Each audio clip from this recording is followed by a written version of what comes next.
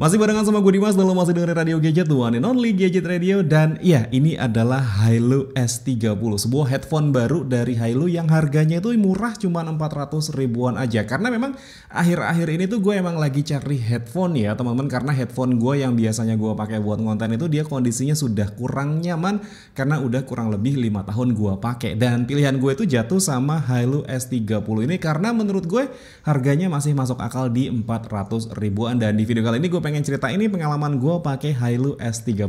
Nah, buat lo yang penasaran sama Hailu S30, jangan ganti channel lo, tetap pantengin terus Radio Gadget, the one and only Gadget Radio.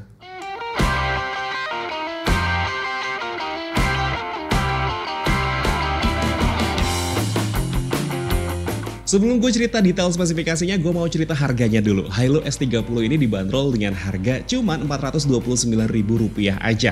Tapi kalau lo belinya dari tanggal 25 September sampai 10 Oktober mendatang, bakal ada diskon dan harganya bakal jadi 390 ribuan aja. Dengan uang yang udah lo keluarin, lo bakal dapet packaging yang cukup lengkap. Boxnya itu kayak gini, simple, dan ada beberapa informasi spesifikasi dan nilai jual utamanya dari headphone-nya.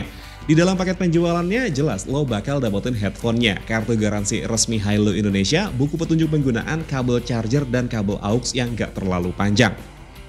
Alasan pertama gue pilih Hailu S30 ini karena materialnya. Bahannya itu plastik ABS yang terbilang cukup kokoh dan lentur.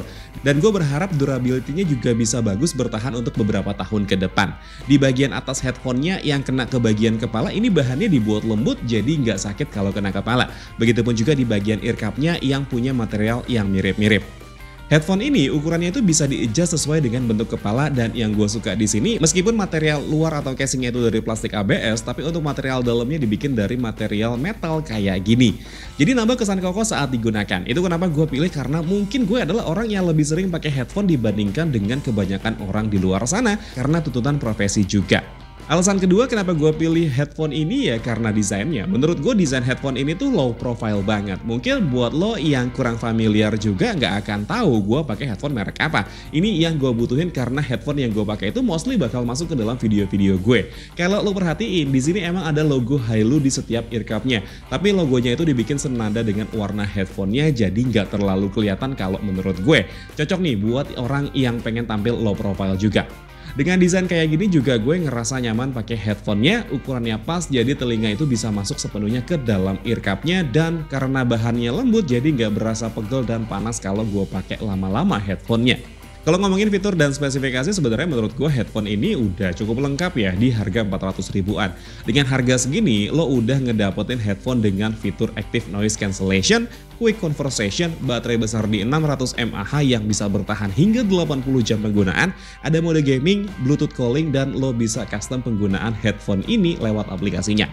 Oke, gue bahas mulai dari Active Noise Cancellation-nya dulu. Fitur ini memungkinkan lo untuk bisa mendengarkan audio lewat headphone ini tanpa ada gangguan dari luar. Berhubung headphone ini berjenis over-ear, kadang suara dari luar itu bisa sedikit masuk saat lo pakai di area yang banyak suara kayak di tempat umum. Tapi lo nggak usah khawatir juga karena headphone ini tetap ngasih fitur transparency mode juga.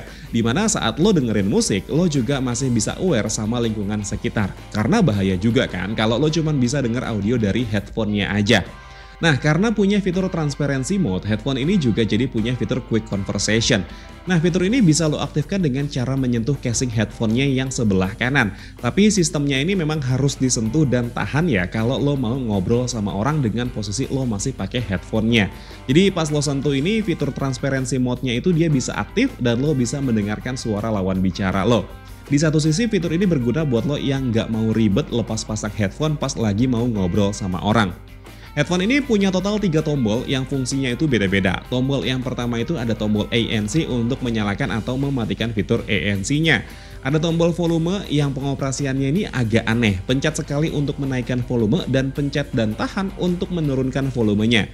Serta ada tombol power untuk menyalakan dan mematikan headphone-nya, serta bisa jadi tombol pairing mode juga. Di sebelahnya ada jack audio 3,5 mm untuk kabel aux, dan saat pakai kabel ini lo nggak perlu nyalain headphone-nya karena akan ngambil power dari kabel aux-nya. Ada port USB Type-C untuk charger, dan ada port 2,5 mm untuk detachable microphone yang untuk paket Indonesia nggak ada di dalam paket penjualannya, dan ada satu lubang mikrofon bawaan dari headphone-nya. Oke teman-teman, jadi ini adalah sampel audio Dari mikrofon S30 ya, si Hilo S30 ini kalau misalkan dipakai buat telepon, itu seperti ini kondisinya teman-teman. Ini lagi gue pakai untuk kebutuhan telepon, jadi seperti ini ya. Kalau misalkan seandainya lo pengen tahu sampel audio atau mikrofon dari si Hilo S30-nya, built-in mikrofonnya seperti ini. Ya, ini headphone-nya gue pakai, dan jarak antara mic dan mulut gue ini harusnya cuma kurang lebih sejengkal aja ya. Gimana hasilnya menurut lo? Kayak gini ya sampelnya. Berhubung kalau review headphone itu sangat-sangat subjektif, jadi gue bakal ceritain kualitas audio dari headphone ini berdasarkan kuping gue aja. Overall untuk suara yang dihasilkan itu ngebass, tapi biarpun suaranya udah ngebass, Hilo juga masih menyediakan fitur bass boost di headphone ini yang menurut gue jadi terlalu over dan cenderung mendem hasilnya. Gue lebih nyaman kalau fitur bass boostnya ini dimatiin. Detail audionya menurut gue udah cukup. Separasi antar setiap alat musik yang gue denger di setiap lagu itu bisa gue rasain dengan cukup mudah. Tapi gue lebih suka pakai headphone ini untuk monitor suara gue sendiri pas lagi bikin konten, dan hasilnya headphone ini kayak bisa kurang menangkap audio dengan frekuensi rendah. Alhasil saat gue ngomong itu suka ada distorsi. Tapi hal ini terjadi pas gue jadiin headphone ini sebagai monitor. Kalau gue pakai buat dengerin musik itu nggak ada kejadiannya sama sekali. Oh ya, beberapa kali juga headphone ini gue pakai buat olahraga, jujur fittingnya nyaman dan gak gampang goyang. Tapi gue nggak tahu ya apakah headphone ini punya fitur tahan keringet atau enggak, jadi agak riskan kalau dipakai untuk olahraga. Kayak yang tadi udah gue info di awal kalau headphone ini bisa dikoneksikan ke aplikasi yang namanya adalah Hilo Sound. Di dalam aplikasi ini ada beberapa pengaturan yang bisa lo lakukan, kayak bisa nyalain fitur ANC, nyalain mode gaming, nyalain transparency mode, rubah karakter suaranya, bisa untuk cari headphone-nya kalau keselip dan lo nggak tahu lokasinya di mana, dan juga bisa update firmware-nya. Kesimpulan gue buat headphone ini, menurut gue dengan harga yang ditawarkan, kalau dari sektor kenyamanan headphone ini udah sangat nyaman untuk dipakai sehari-hari. Untuk dari segi kualitas suara, menurut gue rasanya masih standar aja.